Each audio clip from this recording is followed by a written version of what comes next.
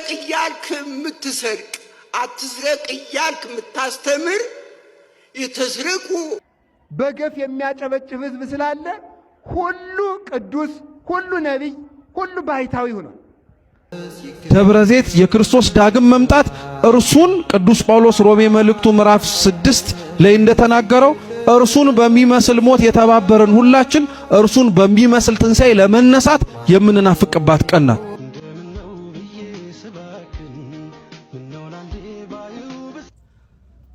አራዳነት እምነትን አክብሮ ማስከበር እንጂ። ሰላም ተወዳጆች እንዴት ናችሁ? እኔ እግዚአብሔር ይመስገን በጣም ደህና ነኝ። ያው የተለያዩ ቻናሎችን እያለፋችሁ መጣችሁ ኦርቶ ሪያክት ላይ ደርሳችኋል። ይህ ቻናል ቤተክርስቲያናዊ ጉዳዮች የሚተላለፉበት ትምህርቶች፣ ስብከቶች እንዲሁም የተለያዩ ዝማሬዎች የሚቀርቡበት ቻናል ነው። እንኳን በሰላም ወደዚህ ቻናል መጣችሁ እያለሁ ቪዲዮአችን ከመጀመራችን በፊት ይህ የዐቢይ ጾም 5ኛ ሳምንት እንደመሆኑ እንኳን ለደብረ ዘይት አደረሳችሁ እያለሁ ሁላችሁንም በያላችሁበት የዓለም ዳርቻ ሁሉ ሰላም እግዚአብሔር ከሁላችሁ ጋር ይሁን። ዛሬ 4 ጉዳዮችን ይዤላችሁ መጥቻለሁ። የመጀመሪያው ሳምንቱ ስለ ደብረ ዘይት እንነጋገራለን። አባ ገብረ ኪዳን ከተናገሩትና መምህር ዘላለም ከተናገሩት 2 ስብከቶችን ባጭሩ ይዤላችሁ መጥቻለሁ። ከዛ በኋላ ግሪክ ያሉ ምዕመናን ኦርቶዶክሳውያን ድምጻችንን ስሙ ብለዋል። ምን እንደሚሉ ስለነሱ እናያለን። ሌላው ነገር ደግሞ የእመቤታችን የቅድስት ድንግል ማርያም ስዕል አድኖ በሚገርም ሁኔታ ከዳይመንድ እና ከወርቅ አንድ ወንድማችን ሰርቷል። እንግዲህ ስሏል ማለት ነው። እሱን እናያለን። ስለነዚህ ጉዳዮችና አንድ የመጨረሻ ደግሞ ከዚህ ከጾማችን ጋር በተያያዘ የሁለቱም ቤተ እምነቶች ጾም ነውና ስለዛ አንድ መረጃ ወይም ደግሞ አንድ ማስገንዘቢያ ተነጋግረን ቪዲዮአችንን እንጨርሳለን። እስከ ፍጻሜው ድረስ አብራችሁ እንድትቆዩ ከወዲሁ ጋብዛችኋለሁ። የመጀመሪያ የሆነው ቪዲዮ የአባ ገብረ ኪዳን ስለ ዐቢይ ጾም 5ኛ ሳምንት ስለ ደብረ ዘይት የተናገሩበት ነው። እሱን አይተን እንመለስ። ደብረ ዘይት አብዛኛውን የወይራ ዛፍ ስለሚበቅልበት በዚያ ነው። ደብር ማለት ተራራ፣ ዘይት ማለት ወይራ። ደብረ ዘይት ማለት የወይራ ተራራ ማለት ነው። የወይራ የሀገራቸው ዘይት የእስራኤል ዘይት ይበላል። የኛ ሀገር ወይራ አያፈራም። የነሱ ሀገር ፍሬ ግን እኔም በአጋጣሚ አይቼዋለሁ። እግዚአብሔር ፈቅዶ ሄጄ ኢየሩሳሌም ወይራው ፍሬው ይበላል። ያ ደግሞ ተጨምቆ ዘይት ሆኖ የወይራ ዘይት የሚባለው የሚገኝበት ልዩ ወይራ ነው። ያ ወይራ በበዛበት አካባቢ ክርስቶስ ዛሬ ተቀምጦ አስተማረ። ወይራ ጽኑ ነው፣ ጽናት ይኖራችሁ ማለቱ ነው። ከወይራ ዘይት ይገኛል። ዘይት የፍቅር ምሳሌ ነው። ፍቅር ይኖራችሁ ማለቱ ነው። እንደዚህም ሁሉ ክቡድ ይሁኑ፣ ክቡዳን ሕሊና ሁኑ፣ ብርቶች ሁኑ፣ ጽኑዓን ሁኑ ለማለት ነው። ዘይት መብራት ይሆናል። እናንተም ብሩህ ሕሊና ይኖራችሁ፣ ጨለማን የጨለማ ስራ ኃጢአትን አትውደዱ ማለቱ ነው። ዘይት ለመስዋዕትነት ለቤተ ክርስቲያን ይቀርባል። እናንተም ሰውነታችሁን መስዋዕት አድርጉት ለማለት በዚያ አካባቢ ተቀመጠ። በዚያ ሲቀርብ ጌታችን መድኃኒታችን ኢየሱስ ክርስቶስ ወቀርቡ አርዳዩ እንተ ባሕቲቶሙ፣ ደቀ መዛሙርቱ ቀረቡና እንዲህ አሉት፣ ምን ትታምሪሁ ለሕልቀተ ዓለም፣ አንተ ትመጣለህ ይህን ዓለም ለማሳለፍ። ይህን ዓለም ለማሳለፍ ስትመጣ ምልክቱ ምንድን ነው? አንተ ስትመጣ ዓለም ሊያልፍ የመቃረቡ ምልክቱ ምንድን ነው ብለው ሐዋርያት ጌታን ጠየቁት። ጌታ ሊመጣ ሲል ምልክቱ ምንድን ነው? እቁያ ስህቱክሙ፣ እንዳያሳስቷችሁ ተጠንቀቁ አለ። እስመ ብዙኃን ይመጽኡ በስሜ እንዘ ይብሉ አነ ውእቱ ክርስቶስ፣ እኔ ክርስቶስ ነኝ እያሉ ብዙዎች በስሜ ይመጣሉ አለ። አንዱ ምልክት ሐሰተኛ ነቢይ መብዛት ነው። ሐሰተኛ ነቢይ፣ ሐሰተኛ መምህር፣ ሐሰተኛ ባይታዊ፣ ሐሰተኛ መነኩሴ ይመጣል ነው። እኔ ክርስቶስ ነኝ እያሉ ሁሉ ይመጣሉ ብሏል ጌታ። እኔ ክርስቶስ ነኝ እያሉ እንዘ ይገብሩ ታምራተ ወመንክራተ፣ ታምራትን እያደረጉ መንክራትን እያደረጉ ድንቅ ታምር እያሉ ይመጣሉ። በዚህ እንዳትሳሳቱ ተጠንቀቁ። ሐሰተኛ ክርስቶስ አሁን ቀጣይ ክርስቶስ ይመጣል። የውሸት ክርስቶስ ከድንግል እንደተወለደ ከድንግል ሴት ተወልጃለሁ የሚል ይመጣል። አሁን በእስራኤል ማለት ነው። ያ ሲመጣ ምን ያደርጋል መሰላችሁ? ያ ሲመጣ ፀሐይን በአንድ እጁ ጨረቃን በአንድ እጁ ይዞ ነው የሚመጣ። በአንድ ቀን ዘር ዘርቶ፣ በአንድ ቀን አብቅሎ፣ በአንድ ቀን አጭዶ፣ በአንድ ቀን ወቅቶ፣ በአንድ ቀን ፈጭቶ፣ በአንድ ቀን ጋግሮ በሉን የክርስቶስ ነኝ ጥገቡ የሚል ይመጣል። ያንን ብናይ እኛ ሃይማኖታችን አንክድም ተብሎ ቢጠየቅ በጣም አስቸጋሪ ነው። እኔና እናንተን የዚህ ዘመን ክርስቲያን ወስጄ ከዚያ ዘመን ጋር ወስጄ ሳሳየው እውነት ግን እንደዚህ ያለ ሰው ቢመጣ ግን ይሄ ህዝብ ግን ይሰማናል እላለሁ። አሁን አንድ ሰው ፀሐይን በእጁ ይዞ ቢመጣት ሰው ያ ሰውዬ ውሸት ነው ምን ትሉኛላችሁ እናንተ? ይኸው ቀንተው አትሉኝም? አባ ቀንቶ ነው ብላችሁ በድንጋይ ነበር የምትሉኝ። እንደዚህ ያለ ሰው ቢመጣ ማለት ነው። በእስጢፋኖስ ዘመን ሰዎች ምን አደረጉ? አሁን ህዝቡ እዚህ ውስጥ ያላችሁት ሰምታችሁ አክብራችሁ ጊዜያችሁን ፈሽታችሁ እያስቀድሳችሁ እየተማራችሁ ነው። ችግራችን ግን ምን መሰላችሁ? ሌላ ሰውም ሊወስዳችሁ ቢመጣ ደግሞ ፈቃደኞች መሆናችሁ ነው። ታምር የሚያደርግ ሰው በእስጢፋኖስ ዘመን አንድ ጠንቋይ ነበረና ምን አደረገ? እኔ ታምር አደርጋለሁ፣ የእስጢፋኖስ ሃይማኖት ውሸት ነው አለ። ምን ታደርጋለህ ሲባል በሬውን በጆሮ እፍ ሲለው በሬው ከሁለት ተሰነጠቀ። ከሁለት ሲሰነጠቅ አሃ አምላክ ይሄ ነው ብለው ጠንቋዩን ተከተሉ ሰዎቹ። ከዚያ በኋላ ደግሞ ተመልከቱ፣ ቅዱስ እስጢፋኖስ ደግሞ በሬውን ከሞት አስነስቶ ጠንቋዩን እያባረር ካምጣው አለ። እያባረረ ሲያመጣው ደግሞ አይ አምላክ የእስጢፋኖስ አምላክ ነው ብለው ደግሞ እንደገና ወደዚህ ተለወጡ ማለት ነው። ስለዚህ ታምራት ይደረጋል። ሐሰተኞች ነቢያት ይመጣሉ። አሁን ብትሰሙ በጣም ድንቅ ትላላችሁ። በስልክ ክርስቶስን የሚያናግሩ ሰዎች መጥተዋል። እንግዲህ እግዚአብሔር ያሳያችሁ። ለኢየሱስ ልደውልላችሁ ነው የሚሉ ነቢያትን የሚሉ መጥተዋል። አይታችሁ እንደሆነ ማለት ነው። ደውለው ሄሎ ኢየሱስ የሚሉ ነቢያት ኢትዮጵያ ውስጥ አሉ። እንግዲህ እግዚአብሔር ያሳያችሁ። ከክርስቶስ ጋር ፎቶ ተነስቼ የሚሉም አሉ። ከክርስቶስ ጋር ዱላ ገጥማለሁ የሚሉም አሉ። እንደዚህ ያሉ የመጡበት ዘመን ነው። እንደዚህ ሲመጣ እንደዚህ ያለ ነቢይ ሲመጣ እግር ተነስቶ ራስ ሲሆን ራስ እግር ሲሆን ያን ጊዜ ዘመኑ እንደደረሰ ወቁታል። ዛሬ ሁሉ መምህር ነው፣ ሁሉ ነቢይ ነው፣ ሁሉ አዋቂ ነው፣ ሁሉ ፈዋሽ ነው።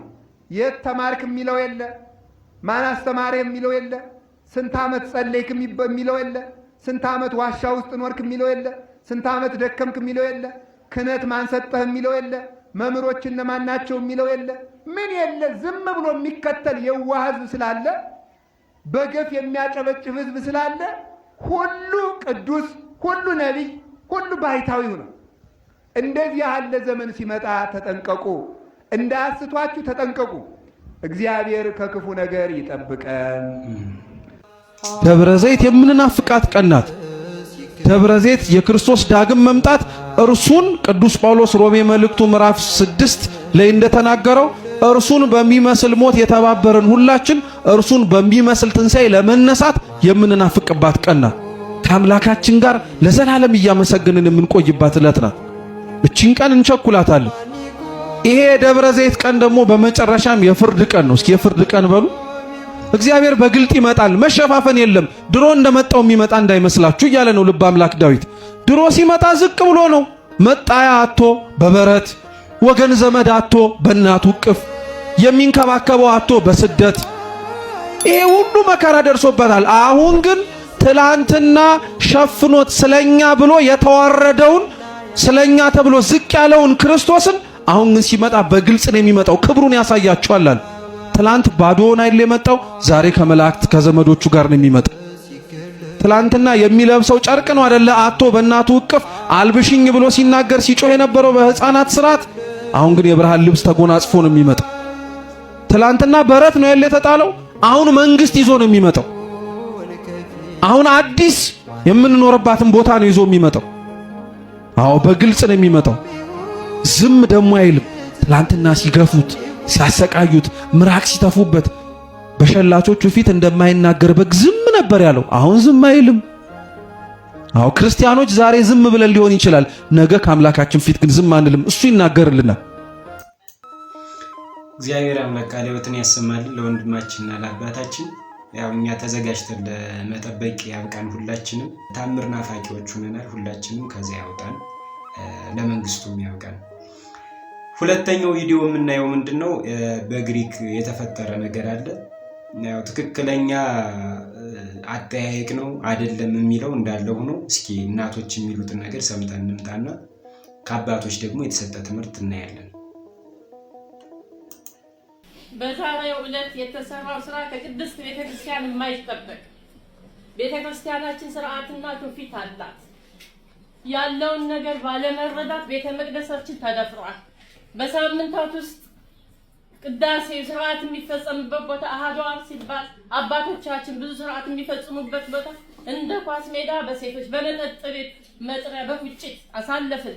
በዛሬው ዕለት ደግሞ የግሪክ ፖሊሶችን ተጠቅመው ካህን ነኝ ያሉት አላቅም እኔ ይላሉ የሚባሉት ግለሰብ በጫማቸው እስከ ቤተ መቅደስ ድረስ ገብተው አይንተ እግዚአብሔር ካህናት ቤተክርስቲያንን የሚያገለግሉ አባቶቻችንን ምንም ሕጸጽ የለባቸው። ይህንን ድርጊት የሚያደርጉት አቡነ ኤልያስ ናቸው። መስርቶ ይሄዳል እንጂ ጥላትን መስርቶ እዚህ አይዟችሁ እያሉ አይንተ እግዚአብሔር ካህናቶች ተደብድበው ቤተክርስቲያናችን ተደፍራ በግራይ መሐመድ እንኳን ይሄን ያህል ስርዓት አልተካሄደም፣ ማህዛብ አላካሄደው። ይህን ሁሉ የፈጸሙብን ጳጳሱ ናቸው። አይቀበልም። ይሄ ህዝብ በቅቶታል።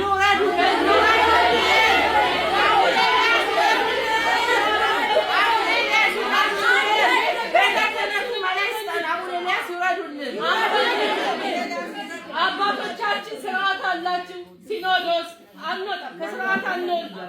ቤተክርስቲያናችን ስርዓትን ያስተማረችን ስንዱም መቤት ናት። ከቤተክርስቲያናችን ስርዓት አንወጣም። እንደ ስርዓቱ ግን ህዝብ የወደደውን ነው ይላል። ፍትሐ ነገሥት፣ ፍትሐ መንፈስ ቅዱስ ይላል።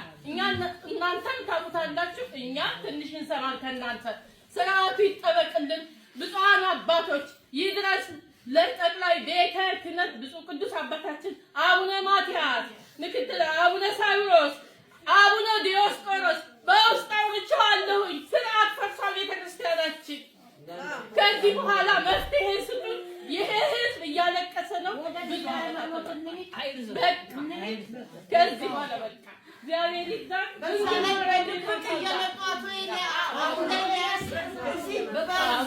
በፍርድ ቤት እያቆሙ እየተደበቁ አንዴ ሁለቴ እየተደበቁ የእንጀራ ልጅ የላቸውም። እዚህ ሁሉም የራሳቸው ልጆች ናቸው። ወደ ልጅ የወገኑ ሚሳጅ ስራ ያስታክሱን አንፈልጋቸው።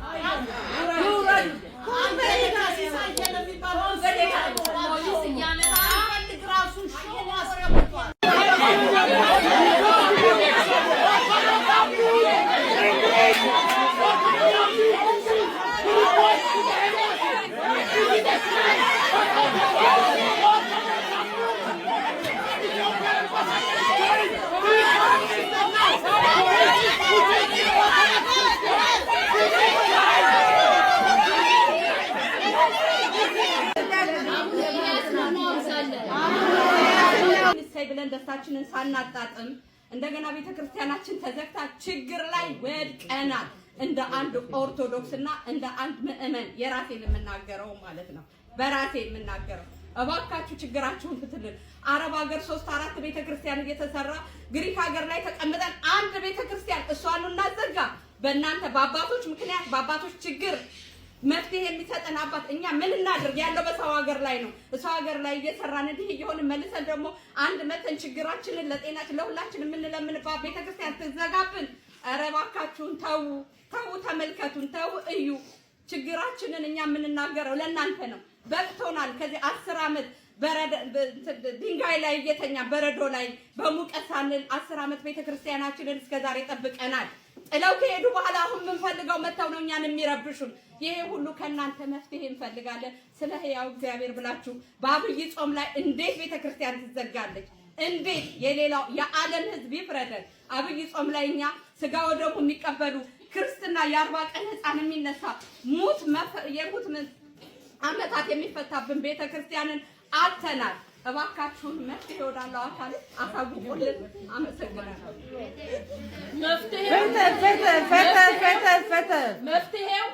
መፍትሄው ብፁዕ አባታችን አቡነ ኤልያስ ይቅርታ ቅዱስነቶ አይለ ብፁዕነቶ አይለ ይነሱልን።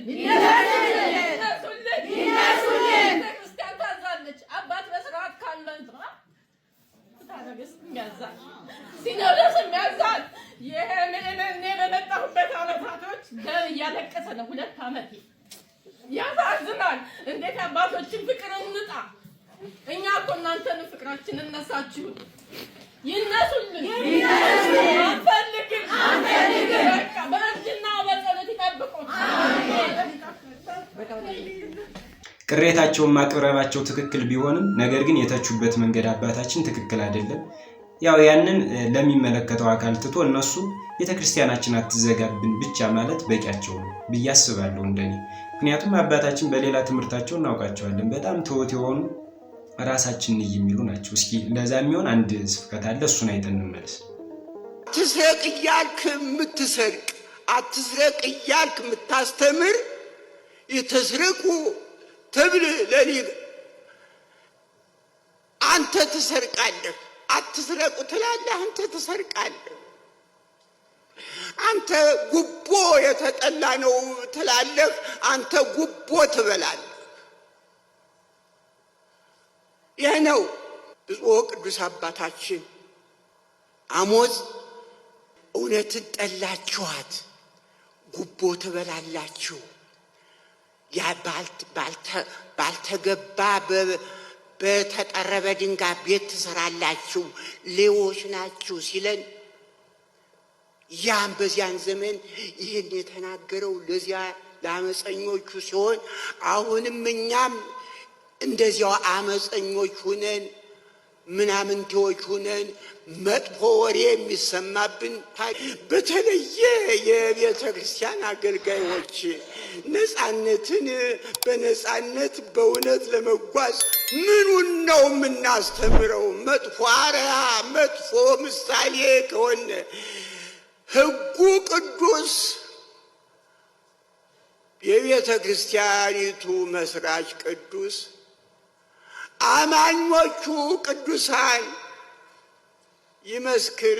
ይህ አደባባይ ቅድም በዚህ ሳምንት ከየክልሉ ይመጣ የነበረ ገንዘብ በመከራው ዘመን ይመጣ የነበረው ገንዘብ ከቅዱሱ ክርስቲያን ነው።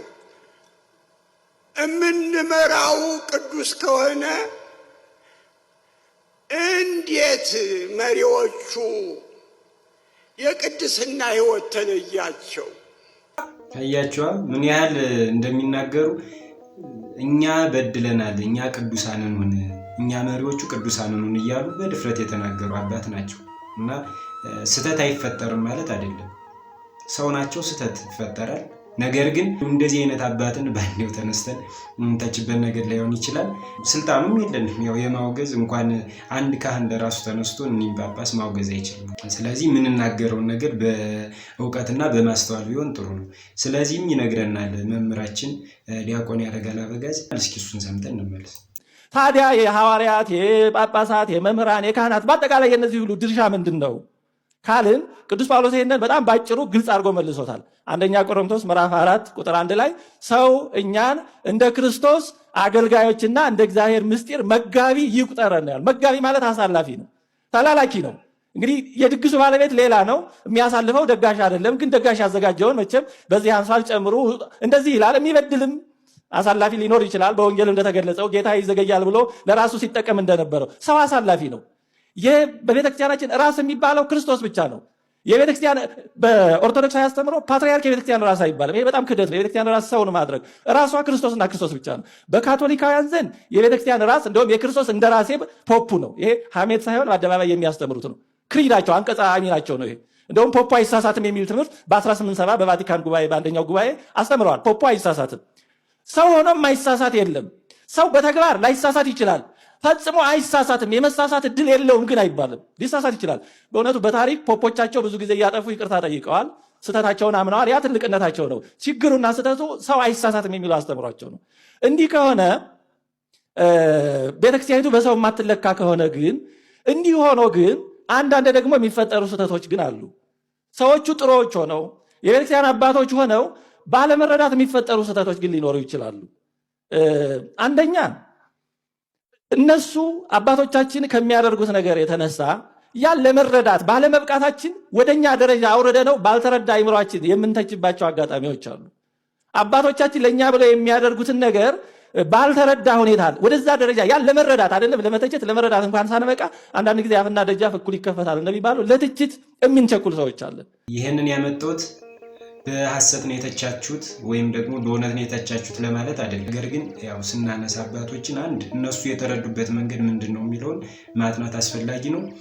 ቢሆንም ደግሞ ተሳስተውም ሊሆን ይችላል። ያንን ደግሞ በአግባቡ መጠየቅ እንጂ እንደዚህ አውግዘናል አይምጡብን እንትን አይበሉብን በሚለው አያስሄድም ለማለት ነው። መፍትሄው ደግሞ ዋናው ከእግዚአብሔር ነው። እግዚአብሔር ያው መፍትሄውን ይላክላችሁ።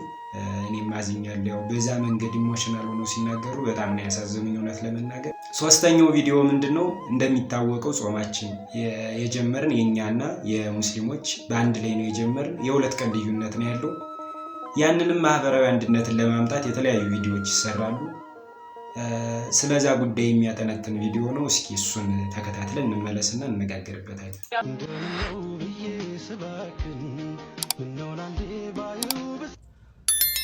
አራዳነት እምነትን አክብሮ ማስከበር እንጂ እንደዚህ በየተገኘበት ሁሉ ቪዲዮ እየቀረጹ መልቀቅ የአራዳነትም የአዋቂነትም መለኪያ አይደለም። እና በየአመቱ ሰው እንዴት እንደዚህ ሊጃጃል እንደሚችል አይገባኝም። ለምሳሌ ይቺ አብራ የምትሰራው ሴት ነገ ለሱ የገና በዓል ወይም የትንሳኤ በዓል ወይም መስቀል አንዱ የክርስትና በዓል ላይ መዝሙር እየዘመረች አትለቅም። የእሱን ነጠላ ለብሳ መዝሙር እየዘመረች አትለቅም። በእኛ እንዴት ነው የተፈቀደ የመሰላችሁ? እንዴት ነው ክርስትና የመሰላችሁ? ወይም ክርስቲያንን ብላችሁ አክት አታድርጉ። በቃ ልቀቁት። ክርስትናችሁን ካልኖራችሁት ካላወቃችሁበት ወይንም ደግሞ ክርስትናን የሚያስነቅፍ ነገር ማድረግ ነው ጥሩ ነገር ከመሰላችሁ ልቀቁት። አታስወቅሱን ቢያንስ ማለት ነው። ቤተክርስቲያን አታሰድቡ፣ ክርስትናን አታሰድቡ። እነሱ እምነታቸውን ስለሚያውቁ አክብረው ነው። ጥሩ ነው፣ ደስ ይላል። በቃ የኛዎቹ ደግሞ እነዚህ በቃ በየሄዱበት መጃጃል ነውና የእውነት በጣም ነው የሚያስጠላው። በአንደበት የምናደርጋቸው የምናወጣቸው ቃላቶች ምስክርነቶች ናቸው እና መንዙማ አብሮ ሲል ምስክርነት እየሰጠ ነው። ሰው እንዴት ይሄን ማስተዋል እንደሚጎድለው አላቅም። እና እባካችሁ እንደዚህ የምታደርጉ በተለይ ሰው የሚከተላችሁ ሰዎች ሌላ ቪዲዮ መልቀቅ ትችላላችሁ፣ ሌሎች ነገር ማድረግ ትችላላችሁ። የግዴታ የእምነት ጨዋታ መጫወት አይጠበቅባችሁ። በእምነታችሁ ላይ እንደዚህ ፈዛዛ መሆን አይጠበቅባችሁ። ደግሞ ተማሩ፣ ወቁ። ወጣት አይደላችሁ? በቃ ክርስትናችሁን ወቁ እና እንዲህ ከምትጃጃሉ ሰውንም ከምታሰናክሉና በጣም ነው የሚያጸይፈው የሚያስጠላው። ሌሎቻችሁም ከነዚህ አይነት አስጠሊ ነገር ብትጠነቀቁ ብዬ ሐሳቤን ለመናገር ነው። እንዳያችሁት ኢዮብ ዘሚካኤል በሚገርም ሁኔታ ነው የገለጸው። የፕሮቴስታንት መዝሙሮች ሲለቀቁ ሰዎች ይሰሙና የኛ ልጆች ኦርቶዶክሳውያን በጣም ነው ደስ የሚለኝ እኮ ለሌላ ነገር አይደለም ግን ለመስማት ብቻ ነው ይያሉ የሚሰሙ ልጆች አሉ። የተሳሳተ አመለካከትና አስተሳሰብ። አሁንም ደግሞ የተለያዩ ልጆች እኮ በተለያየ ቦታ እየሄዱ ያፈጥራሉ፣ አብረው ይመገባሉ፣ ምን ይላሉ። ይሄ ምንም ችግር የለውም። ግን ይሄኛው ምንድን እየሰጠ ነው? ምስክርነት እየሰጠ ነው። ስለዚህ እምነት እንደመካድ ማለት ነው። እና አትሸወዱ። እውነት ለመናገር እንጂ እኮ የተለያዩ ልጆች አሁን እነ አቢዩኤል ከነጎስት ጋር ያደረጉትን ማየት እንችላለን። ጃሞ በህይወቴ የአርሰናል ደጋፊዎች ሲበሉ ያለው እያስገለ በጣም ነው የገረመኝ እግዚአብሔር። እና እንዳየነው ምንም የተለመደ ነገር ነው፣ ችግርም የለውም። አባቶችም ነግረውናል። እነ ሊቀ ሊቃውንት ስምዐኮን በሚገርም ሁኔታ ከቀንዲል ሚዲያ ላይ ቀርበው ተናግረዋል። አብሮ መመገብ ምንድነው ችግሩ? ምን ችግር አለው ወይ? ከሃይማኖት አንጻር ከእምነት አንጻር የሚለውን ሲያብራሩ ምንም ችግር እንደሌለው ያውም ፍቅርን ይጨምራል፣ አንድነትን ያጠነክራል ብለው ነው የተናገሩ። እሱንም አይተን መመለስ እንችላለን። አንድ ማዕድ መመገብ ይቻላል። በማቴዎስ ወንጌል ምዕራፍ 10 ላይ ያቀረቡላችሁን ብሉ ነው የሚለው። ጌታ ከኃጥአን ከመጸበያን ጋር በመብላቱ ተወቅሷል። ተወቀሰ እንጂ ኃጢአት ግን አይደለም። በሱ ዘንድ ነውር ነቀፋ የሚያስመጣ ነገር አልነበረም። በሰዎች ዘንድ ግን ነውር ተደርጎ ተቆጥሮ ነበር።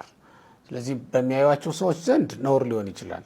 ያ ማለት የሚሰናከሉባቸው ሰዎች ካሉ አያድርጉት። የሚሰናከሉባቸው ሰዎች ከሌሉ ግን በእነሱ ዘንድ የሚያመጣው ምንም አይነት የርኩሰት የመተዳደፍ ነገር የለም። ምክንያቱም ይሄ ስጋዊ ማዕድ ነው። በምንም ከሃይማኖት ጋር የሚገናኝ አይደለም። ህብረት ግን ይሌለ ህብረት እኮ ከምን አንጻር መሰለ? እኛ በነገራችን ላይ ከየትኛውም ፍጥረት ጋር ተባብረን እንድንኖር ታዘናል። እንኳን ከሰው ጋር ከእንስሳትም ጋር ቢሆን የሚያስተባብሩ ነገሮች ሲኖሩ ልንተባበር እንችላለን። ሰውንም የምትተባበሩበት ጊዜ በጣም ብዙ አለ። በአንድ አይነት በአንድ መንግስት ጥላ ስር ልትኖር ትችላለህ። በአንድ ሀገር ውስጥ ልትኖር ትችላለህ። በአንድ አዳራሽ ልትሰበሰብ ትችላለህ። እያጠበቅከው ስትመጣ በአንድ ማዕድም ተሰብስበህ ልትበላ ትችላለህ። ከጌታ ጋር ከበሉ ከኃጢአተኞች መካከል አንዳንዶቹ ፍቅር ስቧቸው በክርስቶስ አምነው የሞቱ ናቸው። ምናልባትም አንዳንዶቹ ደግሞ በዛው የቀሩ አይሁድ ንጥቂያ ያደረጓቸው የነጠቋቸውም ሰዎች ደግሞ ሊኖሩ ይችላሉ። ሆኖም ግን የሚበልጠው አምነው የመጡት ናቸው። በፍቅር ተስበው ንስሐ የገቡት ናቸው። ጌታም ወደ ኃጢአተኞቹ ማዘንበሉ ከዚህ የተነሳ ነው የነበረው። አንድ ካህን ወደ ዘማውያን ሰፈር የስጋ ፈቃዱን መጎሰም ለራሱ ለነፍሱ ማስገዛት የቻለ ካህን ዘማውያን ሰፈር ላይ ቢያዘወትር ለቤተክርስቲያን ጥቅም ነው። ለምን? መክሮ አስተምሮ የሚመልሳቸው እስከሆነ ድረስ፣ ከኃጢአት የሚጠብቃቸው እስከሆነ ድረስ ነው። በግብራቸው የሚሳተፍ ከሆነ ምንም ጥቅም። መተባበር ማለት እሱ ነው፣ በግብራቸው መሳተፍ ነው። ጌታ ሲኦልም ገብቶ ነፍሳትን አውጥቷልና ነው። ሲኦል መግባት ከአጋንንት ጋር መተባበር ተደርጎ ሊቆጠር አይችልም። በነገራችን ላይ በዘመነ ሐዋርያት ያው በአንድ ላይ ብራቸውን በአንድ ላይ አድርገው ተመሳሳይ ምግብ እየበሉ አብረው ነበር የሚኖሩና በዛ ሰዓት ብዙዎች አይሁዳውያን እየቀኑ ወደ እምነት ወይም ደግሞ ወንጌልን እየተቀበሉ ወደ ክርስትናነት ይገቡ ነበር እና ያን ምንድነው ፍቅር ነው የሳባቸው እነዛን ማለት ነው። እና አብሮ መመገቡ፣ አብሮ መዋል፣ አብሮ ማምሸት ምንም ችግር አይኖረውም። ነገር ግን በዚህ ልክ ባይሆን ደስ ይላል። ቀጣዩና የመጨረሻው ቪዲዮ የሚሆነው የባማካሽ ፊልም ሰሪ የሆነው ወንድማችን ጌታቸው በሚገርም ሁኔታ የእመቤታችን ስዕል አድኖ ከዳይመንድና ከወርቅ ሰርቶ እንግዲህ ለጨሬታ አቅርቧል። መቄዶንያ እንደሚሰጥ ተናግሯል። ያንንም ምን ያህል ፐርሰንቱ እንደሆነ ምን እንደሆነ ሰርፕራይዝ አደርጋለሁ ነው ያለ። አምና ታስታውሱ እንደሆነ ከዓመት በፊት ያው በአባይ ቲቪም ቀርቦ በሚገርም ታሪኩን ተናግሮ በጣም ሁላችንም ልባችን ነክቷል። የእመቤታችን ስዕል አድኖ ከወርቅ ሰርቶ ደግሞ ደህና ብር ማስገኝቶለት ነበር። አሁን ከወርቅና ከዳይመንድ ሰርቶ አቅርቧል። እስኪ እሱን ሰይፉ አቅርቦት ነው የተናገረ። እሱን አይተን እንመለስ። መጋቢት 20 በይሁዳ አቢሲኒያ በሚካሄደው ዝግጅት ላይ የሚቀርብ ጨረታ ነው። ከዳይመንድና ወርቅ የተዘጋጀ የእመቤታችን ድንግል ማርያም ምስልን አሳምሮ ስሎ ያቀረበው ተወዳጁ ሰዓሊ ጌች አይደል? እስኪ እንየው አይደለ? ምናልባት ይታይ ወደዚህ ይምጣና ምን ያህል ጊዜ ፈጀባ አሁን ይሄንን ስዕል ለመሳል ሊባል ይችላል? በጣም ጥሩ ቆንጆ ጥያቄ ነው። ብዙ ጊዜ ሰዓሊ መንፈሳዊ ስዕሎች በውድ ዋጋ ሲሸጡ ምናልባት አይቶ አይታወቅም። ዓለማዊ ስዕሎች በውድ ሚሊየንስም ይሸጣሉ። ኖርማሊ እኔ ምንድነው ይሄ ሁሉ ሳክሪፋይ ላደርግ የቻልኩ ዋጋ ልከፍል የቻልኩ እመቤታችን ስሟ ብቻ በቂ ነው። አንድ ምዕመኑ ማወቅ ያለበት ነገር ማለት ነው። እኔ እዚህ ጋር የተጠቀምኩ ነገር ዋጋ የለውም። ዝም ብሎ ይሄ ከማክበር አኳያ ያለ ነገር ነው እንጂ ግን ይሄንን ስራ ሲሰራ ኦልሞስት አንድ አመት ፈጅቶብኛል። አንድ አመት ፈጅቶብኛል። በቀን ምን ያህል እየሰራህ ማለት? ዲቴል ነው ስራው የሚሰራው። በጣም ረጋ ይፈልጋል፣ ጥሞና። ይሄ ከሰው ጋር ተጣልተህ ተጋጭተህ አይሆንም። አብዛኛው ጊዜ የሱባኤ ላይፍ ነው ያለኝ። ቀን ወይስ ማታ? ቀን ነው የምጠቀመው፣ ግን ሌሊት ደግሞ አንዳንዴ አመሻለሁ። እንደገና ደግሞ የጾም ወቅቶችን ብቻ ተጠቅሜ ነው የሰራሁት። በተለይ ስደቷን ተጠቅሜዋለሁ፣ ሙሉ ስደቷን ማለት ነው፣ የስደቷን ወር። ስለዚህ ወደዚህ ይምጣ አይደለ? ነው እስኪ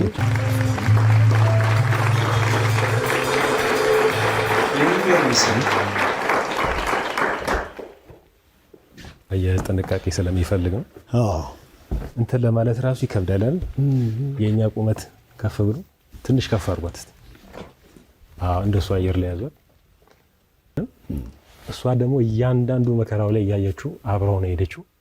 የመጨረሻ ታይም ላይ ድክም ብሏት ከአቅሟ በሆነበት ሰዓት ላይ ነው እንግዲህ ንግስት የሆነች እናት ስብር ብላ የምናየው ማለት ነው። ያ ትንቢት የተፈጸመበት ነው። 5 ዳይመንዶች አሉ። ዳይመንዶቹ በጣም ዲቴል ላይ ይታዩ ይችላሉ፣ ምክንያቱም ትንሽ እኔ እቻቸዋለሁ። ትንሽ በቃ ካያችሁ በቂ ነው። ኖርማሊ በኢፖክሲ አድርጌ ነው ያጣበቀችው፣ ምክንያቱም በቀላል ነገር እንዳይነሱ ከማድረግ አኳያ 5 ቦታ አሉ። እነዛ ናቸው 5ቱ ለእመቤታችን ውድ ያልኩ መከራዋ ነው። እንግዲህ አንደኛው ትንቢቱ የተነገራት ሰዓት ነው። ሁለተኛው ልጇ የጠፋበት ሰዓት ነው። ሶስተኛው ግርፋቱ ነው። ያ ሁሉ ሲገረፍ በአይኑ ያየችበት ሰዓት ነው። የመጨረሻው ደግሞ አራተኛው ስቅለቱ ነው። የመጨረሻው ደግሞ ወደ መቃብር የወረደበት ታምረ ማርያም ላይ ያለው ማለት ነው። እነዚህን ሀዘኖች እያሰበ በሰላመ ቅዱስ ገብርኤልና አቡነ ዘበሰማያትን ያለ ከሞቱ ከ3 ቀን በፊት እገለጽለታለሁ የሚለው ታምረ ማርያም ላይ ያለው እሱን ነው የመከራ ወይም የሐዘኗ ጊዜን እየገለጸ ያለው።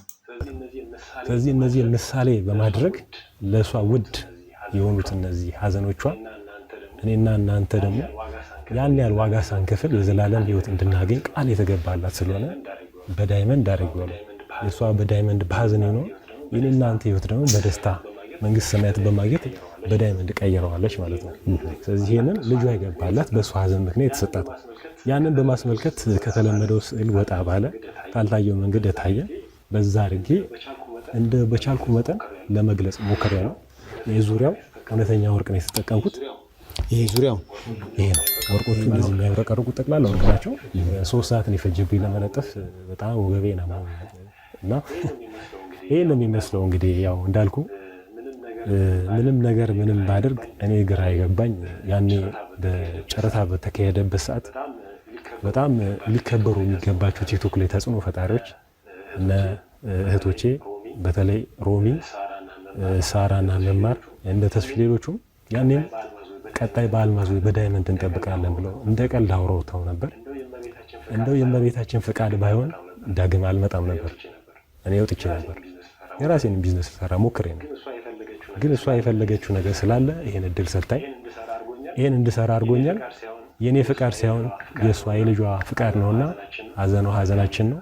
መጋቢት 20 ከ8 ሰዓት እስከ 12 ሰዓት ተገኝተን እያወደስናት ለተሳሰቡም ዓላማ የምንችለውን ነገር ለማድረግ ሞክራለሁ። ይሄን ነው መስሎ። እንዴት አገኛችሁ?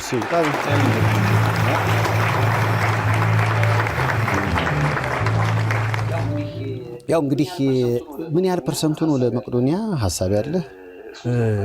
እሱን ሰርፕራይዝ ማድረግ ይሻላል። እመቤታችንን ስዕል አድኖ ቱር ማድረግ እፈልጋለሁ። የተሻለ ቦታ ዓለም ላይ እጅግ በጣም ውድ ሆኖ ቢሸጥ ደስ ይለኛል። ትልቁ ህልሜ እንደሱ። ፋይናንሻል ሆነ መግባቱ አይደለም ቁም ነገር። ሰርች ስታደርግ የሚወጣሉ ፎቶዎች አሉ በጣም ውድ ተብለውና ይሰማኛል። ያኛው እንዴት የእናቴ ያልበለጠም ትላለህ። ገብቷል አይደል? ከዛ አንፃር ያንን ምኞቴን ማሳካት ፈልጋለሁ። ምናልባት ራሱ በዳይመንድ እና በወርቅ ራሱ ተመሳሳይ የሆኑ ስዕሎች በዓለም ላይ ምናልባት 2 ወይ 3 ነው ሲባል በቃ እንደዛ ነው። ያን ያህል ብዛት የለውም። ሪል በሆኑ ዳይመንዶች የለውም። ፌክ በሆኑ ብዙ አሉ። ግን ስፔሻሊ የእመቤታችን ትንሽ ቆየት ያለ ከአንድና 2 አይቻልም። ከዛ በላይ አላየሁም። ስለዚህ ምናልባት ወይ በአፍሪካ በኢትዮጵያ ለመጀመሪያው እንደው በትውልዳችን የሰራነው ሊሆን ይችላል ብዬ አስባለሁ። እውነቱም እመቤታችን የልቦናውን የሐሳቡን ትሙላለት በሚገርም ሁኔታ ማለት ነው። አምና የሳለውን በወርቅ የተለበጠውን ስዕል አድኖ ሲሰራ በአብይ ጾም ተጠቅም ያለው እያለ ሚዲያ ላይ ሲናገር ሰምቼዋለሁ። አሁን ደግሞ ያለው ምንድነው? የጽጌ ጾምን ወይም የስደቷን ጾም ጽጌን ተጠቅሜዋለሁ ለመሳል ይሄንን ብሏል። እግዚአብሔር የልቦናውን ይፈጽምለት። የዛሬው ቪዲዮ ይሄንን ይመስል ነበር። ከመጀመሪያው አንስታችሁ እስከዚህ ድረስ ለተከታተላችሁኝ ሁላችሁንም ከልብ አመሰግናለሁ። ሁላችሁም ስትወጡ ላይክ እያደረጋችሁ ሳብስክራይብ ያላደረጋችሁ ደግሞ ሳብስክራይብ አድርጉ። 1000 ልንገባ ትንሽ ቁጥሮች ነው የቀሩን። እንግዲህ እናንተ ያችን ቁጥር ሞልታችሁ በቅርብ ጊዜ ውስጥ ከሰራ ነው ቪዲዮ ያው ወደ 1000 እያስገባችሁኝ ነው። ከልብ አድርጌ ሁላችሁንም አመሰግናለሁ። ኮሜንት ደግሞ የሚሰማችሁን ነገር ጻፉልኝ፣ ማስተካከል ያለብኝ እንዳስተካክል። በቀጣይ ቪዲዮ እስከምንገናኝ ድረስ ሰላም፣ እግዚአብሔር ከሁላችሁ ጋር ይሁን። ሰላም